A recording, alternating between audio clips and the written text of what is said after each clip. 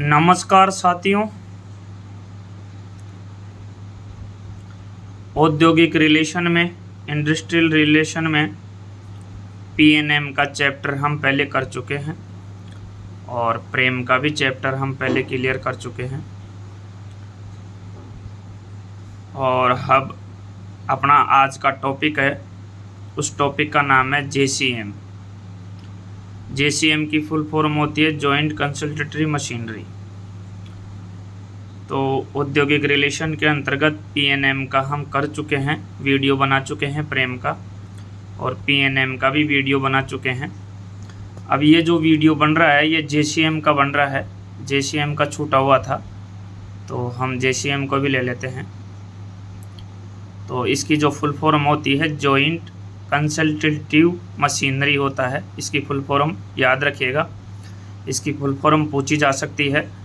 तो यहाँ जो अंग्रेजी में दे रखा है वो प्रश्न पढ़ लीजिएगा, आपको फुल फॉर्म याद हो जाएगी। हिंदी में बोले तो संयुक्त सलाहकार परिषद या संयुक्त परामर्श तंत्र इसका हिंदी में होता है।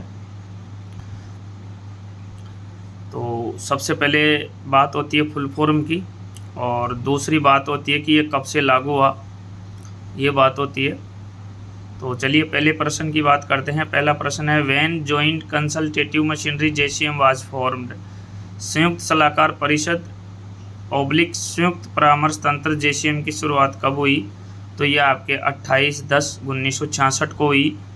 जो केंद्रीय मंत्री, उस समय जो केंद्रीय मंत्री थे श्री गुलजारी लाल नंदा द्वारा दिनांक 28/10 यानी 28 अक्टूबर 1966 को इसकी शुरुआत हुई। और ये 3 स्तर पर होती है, विभागीय काउंसिल, राष्ट्रीय काउंसिल और प्रादेशिक परिषद। यानी कि पहला है इसका, फर्स्ट है डिपार्टमेंटल काउंसिल, नेशनल काउंसिल, और तीसरा है इसका स्टेट काउंसिल।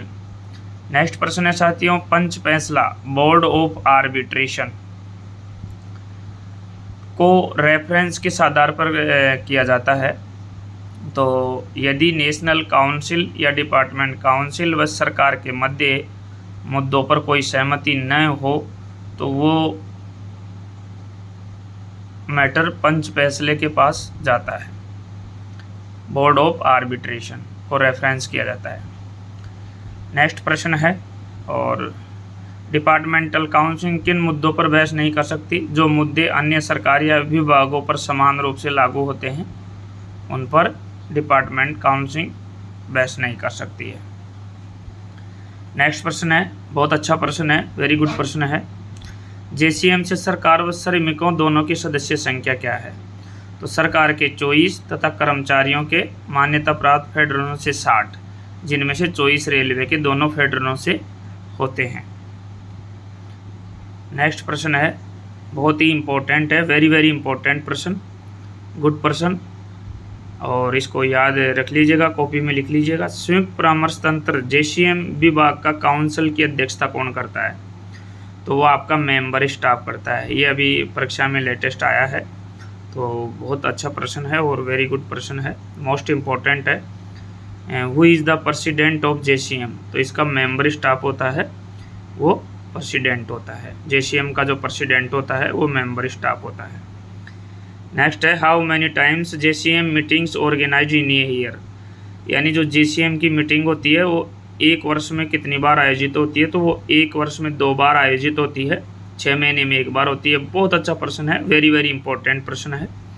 दोबारा रिपीट कर रहा हूँ, how many times JCM meetings organised in a year? संयुक्त सलाहकार परिषद जेसीएम की बैठक प्रत्येक स्तर पर, यहाँ ये याद रखिएगा, प्रत्येक स्तर पर यानी कितनी बार होती है? तो 2 बार होती है, 6 महीने में 1 बार होती है। नेक्स्ट है 52 प्रश्न, 52 नंबर का, विभागीय काउंसिल में प्रशासन व संगठन का कितना प्रतिनिधित्व होता है? How many members represent from government and employ in department council? तो यहाँ पे होता है एडमिनिस्ट्रेशन का 10 होता है, और संगठन में दोनों फेडरेशन के कुल 30 सदस्य होते हैं। NFIR के 11 सदस्य होते हैं और AIRF के 19 सदस्य होते हैं। तो 19 और 11 30 सदस्य इसमें आपके हो जाएंगे। तो प्रशासन व संगठन का कितना प्रतिनिधित्व होता है? तो प्रशासन का 10 होता है और संगठन से 30 होते हैं। तो ये हो गया आपके टोटल 40। देख लेते हैं। यहाँ प्रशासन से 10 है, एडमिनिस्ट्रेशन 10 है, अंग्रेजी में भी देख सकते हैं आप, दोनों भाषाओं में देख सकते हैं। और दोनों फेडरेशन है NFIR और AIRF। तो यहाँ NFIR के 11 सदस्य और AIRF के 19 सदस्य, 19 और 11 30 और प्रशासन के 10, टोटल 40 हो गए। नेक्स्ट है संयुक्त परामर्श तंत्र या राष्ट्रीय काउंसिल की अध्यक्षता कौन करता है? तो इसमें भारत सरकार का जो कैबिनेट सचिव होता है वो आपके संयुक्त परामर्श तंत्र JCM की राष्ट्रीय काउंसिल की अध्यक्षता करता है। एक बार फिर रिपीट कर रहा हूँ, बहुत अच्छा प्रश्न है, वेलफेयर में आया हुआ है ये। Who is the president of JCM/ national council? तो ये आपके cabinet secretary of Indian government होता है, यानी भारत सरकार के कैबिनेट सचिव। इम्पोर्टेंट प्रश्न है, वेरी वेरी इम्पोर्टेंट। नेक्स्ट प्रश्न है राष्ट्रीय काउंसिल में विभिन्न पक्षों के प्रतिनिधित्व की संख्या कितनी होती है? तो वो 24 होती है। सरकारी पक्ष व विभिन्न मंत्रालय 24 होती है। Government and other ministry 24, total 24 होती है।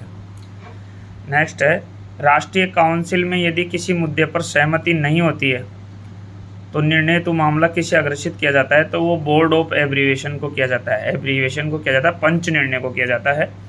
और पंच निर्णय का जो फैसला होता है 3 वर्ष तक मान्य होता है।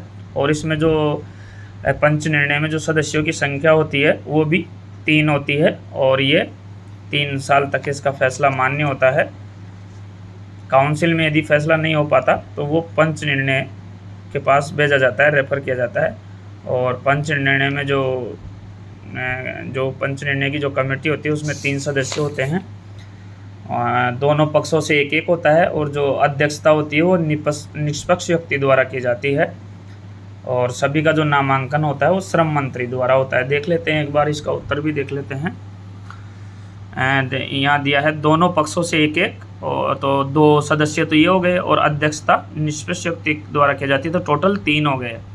तो आप ये याद रख सकते हैं कि पंच निर्णय का जो फैसला होता है वो 3 साल के लिए मान्य होता है। और इसमें 3 सदस्य होते हैं, दोनों पक्षों से एक, तो 2 तो ये हो गए और अध्यक्ष निष्पक्ष व्यक्ति द्वारा किया जाता है। तो ये 3 सदस्य हो गए। तीनों सदस्यों का जो नामांकन किया जाता है वो श्रम मंत्री के द्वारा किया जाता है। क्या पंच निर्णय का फैसला मानने तो सभी बाध्य होंगे? बिल्कुल करेक्ट। क्या राष्ट्रीय काउंसिल के मतभेद मुद्दे एवं पंच निर्णय फैसले को किसके द्वारा बदला जा सकता है? तो वो संसद के सदस्यों द्वारा बदला जा सकता है। यस, बाई पार्लियामेंट, यानी संसद के सदस्यों द्वारा बदला जा सकता है। नेक्स्ट है JCM के विभागीय परिषद में विचाराधीन मुद्दों की कार्यसूची कितने समय पूर्व की जाती है? तो वो 1 माह पूर्व जारी की जाती है। बहुत अच्छा प्रश्न है, इंपॉर्टेंट है, याद रखिएगा। मान्यता प्राप्त श्रमिक संगठन क्या है तथा वह किस एक्ट के तहत पंजीकृत होना चाहिए? तो मान्यता प्राप्त संगठन वह है जिसे सरकार ने मान्यता दी है तथा वह ट्रेड यूनियन एक्ट 1926 के तहत पंजीकृत होना चाहिए। नेक्स्ट है भारतीय रेलवे में कार्यरत 2 राजपत्रित रेल अधिकारियों की एसोसिएशन के नाम बताइए।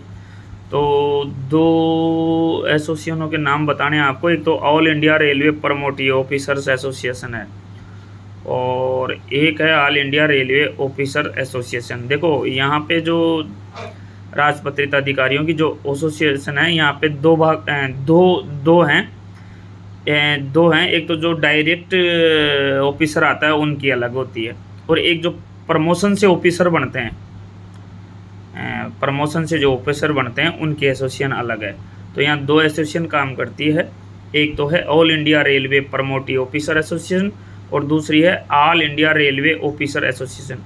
तो जो all India railway officers association होती है वो डायरेक्ट ऑफिसर्स की होती हैं और जो दूसरी एसोसिएशन है वो प्रमोटिव ऑफिसर की होती है। तो 2 एसोसिएशन यहाँ काम करती है। नेक्स्ट है 63 नंबर का प्रश्न है क्या गैर मान्यता प्राप्त संगठन से प्राप्त शिकायत पर कार्रवाई करना या जवाब देना अनिवार्य है? नहीं, ये कोई जरूरी नहीं है, किंतु यदि कोई शिकायत प्रस्तुत की गई है तो उस पर विचार करना प्रशासन का काम है। क्या अखिल भारतीय SC/ST कर्मचारी एसोसिएशन को मान्यता दी गई है? बिल्कुल दी गई है, करेक्ट। ST/SC कर्मचारी एसोसिएशन की प्रशासन के साथ वार्ता करने तो क्या विशेष आकस्मिक अवकाश तथा विशेष पास दे है, बिल्कुल करेक्ट। ST/SC जो एसोसिएशन होती है उनको विशेष आकस्मिक पास दिया जाता है प्रशासन के साथ वार्ता करने हेतु, और विशेष पास भी दिया जाता है यात्रा करने के लिए। क्या ST/SC कर्मचारी एसोसिएशन के साथ वार्ता के मिनट्स जारी किए जाते हैं? जी नहीं। किसी मान्यता प्राप्त संगठन के पदाधिकारी के स्थानांतरण पर मंडल सचिव से सहमति अनिवार्य है? बिल्कुल अनिवार्य है, याद रखिएगा, वेरी इंपॉर्टेंट। प्रश्न नंबर 68 है, यदि किसी मान्यता प्राप्त श्रमिक संघ के पदाधिकारी के स्थानांतरण पर मंडल सचिव प्रशासन के मध्य कोई सहमति बने अथवा मतभेद उभराए तो क्या कार्रवाई संभव होगी? तो ये आपके उक्त परिस्थितियों में मामला निर्धारित प्रोफार्मा में महाप्रबंधक को अग्रेसित कर दिया जाएगा एवं महाप्रबंधक का निर्णय इसमें अंतिम होगा। नेक्स्ट है, मंडल सचिव को यूनियन के पदाधिकारियों के नाम से वर्ष में यूनियन कार्य तो कितने चेक पास तथा कार्ड पास दिए जाते हैं? तो यहाँ आप ध्यान रखिएगा, 6 तो दिए जाते हैं चेक पास और 1 दिया जाता है कार्ड पास, जिसमें 4 पदाधिकारियों के नाम होते हैं। दोबारा रिपीट कर रहा हूँ, how many check pass and card pass to be issued to officer bearers of a union in a year?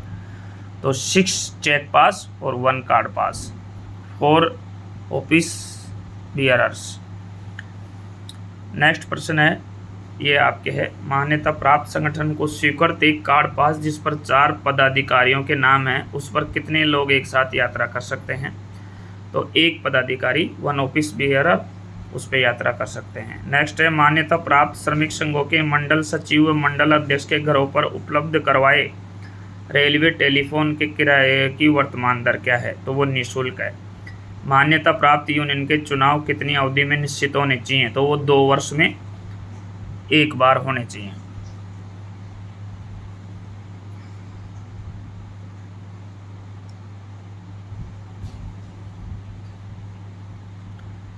Next है, क्या सेवानिवृत्त अथवा बाहरी व्यक्ति मान्यता प्राप्त संगठन का पदाधिकारी बन सकता है? जी हाँ, यदि यूनियन के संविधान में ऐसी व्यवस्था है तो। यूनियनों को मान्यता प्रदान करने की शर्तें बताइए। यूनियन ट्रेड यूनियन एक्ट 1926 में पंजीकृत होनी चाहिए। ये जो यूनियनों से संबंधित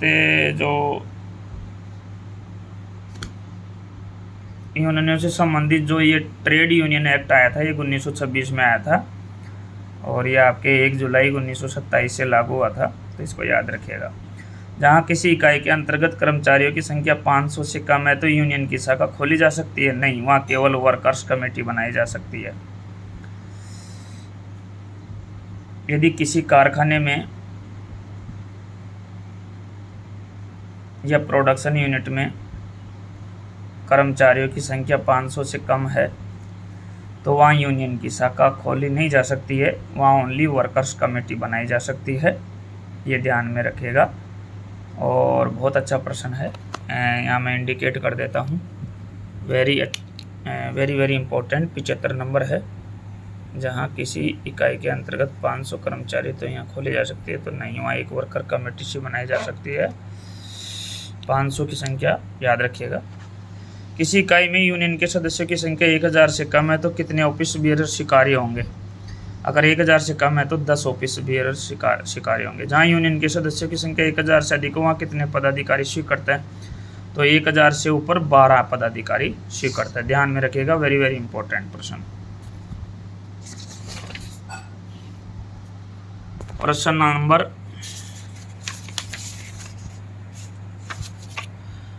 नंबर 78 है, क्या सहकारी संस्थाओं को कार्यकारिणी बैठक में भाग लेने तो कर्मचारियों को विशेष आकस्मिक अवकाश दे? बिल्कुल राइट, करेक्ट।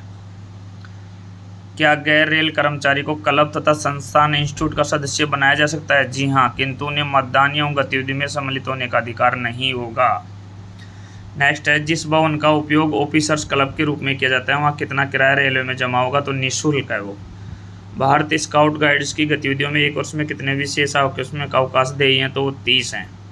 भारतीय स्काउट्स गाइड्स की गतिविधियों हेतु तो अधिकतम कितने दिन का यात्रा और दैनिक भत्ता वर्ष में देय होता है? तो 15 दिन का होता है। रेलों पर कितने प्रकार की सहकारी सोसाइटियां कार्यरत है? तो 3 प्रकार की है। उपभोक्ता सहकारी समिति, सहकारी ऋण समिति और आपके सरकारी आवास समिति।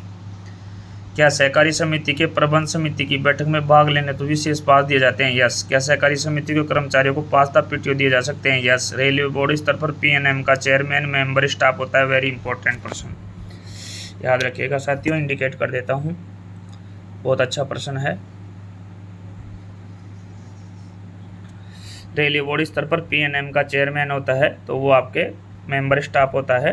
कार्मिक सदस्य। स्थायी वार्ता तंत्र दिनांक, अब यहाँ पीएनएम का प्रश्न आ गया साथियों। तो पी नियम आपके शुरू हुआ था 1952 से और वीवी गिरी ने की थी पीएनएम की परमानेंट नेगोशिएटरी मशीनरी, और ये लागू हुई थी आपके 1952 से लागू हुई थी और वो वीवी गिरी के द्वारा लागू की गई थी। वेरी इंपॉर्टेंट प्रश्न। ये पीएनएम पहले पढ़ा चुके, लेकिन कोई बात नहीं, इसमें आ गया है, कोई बात नहीं, अपन पढ़ लेते हैं, याददाश्त ताज़ा हो जाएगी। तो पीएनएम आपके 1/1/1952 से शुरू हुआ था और उस समय वीवी गिरी के द्वारा ये शुरू की गई थी। क्षेत्रीय स्तर पर स्थायी वार्ता तंत्र के सचिव कौन होते हैं? तो यहाँ पे जोनल लेवल पे पीएनएम के सेक्रेटरी साहब पूछे हैं तो वो पीसीपीओ साहब होते हैं, याद रखिएगा। और जो चेयरमैन होते हैं वो आपके जीएम महोदय होते हैं। वेरी इंपॉर्टेंट प्रश्न है, याद रखिएगा साथियों। क्षेत्रीय स्तर पर पीएनएम के अध्यक्ष कौन होते हैं? तो वो महाप्रबंधक होते हैं, मैंने बता दिया आपको। वेरी इंपॉर्टेंट प्रश्न, बहुत अच्छा प्रश्न है। प्रेम के रेलवे बोर्ड स्तर पर चेयरमैन रेलवे बोर्ड होते हैं। जो प्रेम के रेलवे बोर्ड स्तर पर जो चेयरमैन होते हैं वो रेलवे बोर्ड होते हैं, यानी सीआरबी होते हैं। राइट, सीआरबी होते हैं, ध्यान रखिएगा। प्रेम के जो अध्यक्ष होते हैं रेलवे बोर्ड लेवल पर वो आपके सीआरबी होते हैं, सीआरबी होते हैं, ध्यान में रखिएगा। वेरी इंपॉर्टेंट प्रश्न प्रेम का पूछा है। प्रेम हम पढ़ चुके हैं पहले, लेकिन ये वापस रिपीट हो गया है, कोई बात नहीं। तो यह याद रखने वाली बात है कि प्रेम के रेलवे बोर्ड स्तर पर चेयरमैन रेलवे बोर्ड होते हैं, बिल्कुल करेक्ट। जो सीआरबी होता है वो आपके प्रेम के रेलवे बोर्ड स्तर पर अध्यक्ष होते हैं, सीआरबी। पीएनएम मीटिंग मंडल स्तर पर 3 माह में 1 बार होती है? नहीं, पीएनएम मीटिंग मंडल स्तर पर 6 बार होती है, 2 माह में 1 बार होती है। तो ये 51 प्रश्न याद रखिएगा, आपके यहाँ आ जाएगा। 2 माह में 1 बार होती है और ये साल में आपके 6 बार होती है, ध्यान रखिएगा। पीएनएम मीटिंग में 30 से ज़्यादा मुद्दों पर चर्चा की जा सकती है? गलत, इसमें 30 आइटम ही लिए जाते हैं, याद रखिएगा साथियों, 30 आइटम्स। बहुत अच्छा प्रश्न है, इंडिकेट कर दिया है मैंने। रेलवे बोर्ड स्तर पर पीएनएम के सचिव कौन होते हैं? तो डिप्टी डायरेक्टर एस्टेब्लिशमेंट होते हैं और चेयरमैन होते हैं जो सीआरबी होते हैं, याद रखिएगा। बहुत वेरी इंपॉर्टेंट प्रश्न है, दोबारा रिपीट कर रहा हूँ। रेलवे बोर्ड स्तर पर पीएनएम के जो सचिव होते हैं वो आपके डिप्टी डायरेक्टर होते हैं, डिप्टी डायरेक्टर एस्टेब्लिशमेंट होते हैं पीएनएम के, और जो अध्यक्ष होते हैं वो आपके सीआरबी होते हैं, ध्यान रखिएगा। और यहाँ पे जो जेसीएम के राष्ट्रीय स्तर के चेयरमैन होते हैं वो भारत सरकार के कैबिनेट सेक्रेटरी होते हैं। वेरी इंपॉर्टेंट प्रश्न, बहुत अच्छा प्रश्न है, cabinet secretary of Indian government. तो ये बहुत अच्छा प्रश्न है। Who is the chairman of JCM at national level? तो जेसीएम के जो राष्ट्रीय स्तर के चेयरमैन होते हैं, अध्यक्ष होते हैं, वो आपके भारत सरकार के कैबिनेट सेक्रेटरी होते हैं, ध्यान रखिएगा। परीक्षा में आने वाला क्वेश्चन है। मान्यता प्राप्त संगठन के पदाधिकारियों को विभिन्न बैठक को सम्मिलित होने के लिए कौन सा अवकाश स्वीकृत किया जाता है? तो वो आपके स्पेशल अवकाश स्वीकृत किया जाता है। How many days in advance agenda of PNM meeting should be given by union? तो वो आपके 15 दिन होता है। सीआरएमएस का पूरा नाम बताइए? वेरी इंपॉर्टेंट प्रश्न है। CRMS का पूरा नाम होता है सेंट्रल रेलवे मजदूर संघ। NRUM का पूरा नाम बताइए, नेशनल रेलवे मजदूर यूनियन। देखो दोनों याद रखिएगा, दोनों याद रखिएगा, नेशनल रेलवे मजदूर यूनियन। यहाँ जो CRMS है वो होगा सेंट्रल रेलवे मजदूर संघ, और NRMU का होगा नेशनल रेलवे मजदूर संघ। नेक्स्ट जो है वो पूछा है AIOBCREA का पूरा नाम क्या है, तो all India other backward class. इसका जो होगा आपके यहाँ जो होगा आपके वो होगा all India other backward class.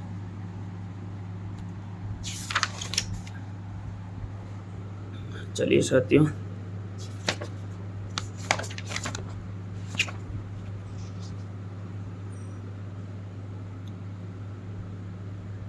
सौ तक ले लेते हैं, फिर इसका पार्ट JCM का पार्ट 2 लाना पड़ेगा क्योंकि काफ़ी बड़ा है। All India other backward class railway employ association, और ये 100 नंबर का लास्ट ले लेते हैं, फिर 101 से अपन आगे पार्ट 2 में लेंगे क्योंकि वीडियो काफ़ी बड़ा हो चुका है।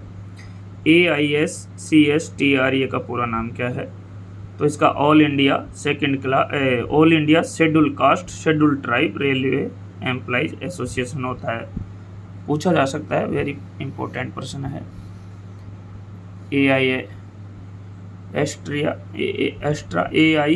AISCST, तो AISCSTREA, तो यहाँ हो जाएगा all India schedule caste schedule tribe railway employees association. तो वेरी इंपॉर्टेंट प्रश्न है, ध्यान रखिएगा, all India schedule caste schedule tribe railway employees association. तो चलिए साथियों, thank you very much. JCM का पार्ट 2 हम लेके आएंगे जल्दी ही, चैप्टर पूरा नहीं हुआ है इसमें।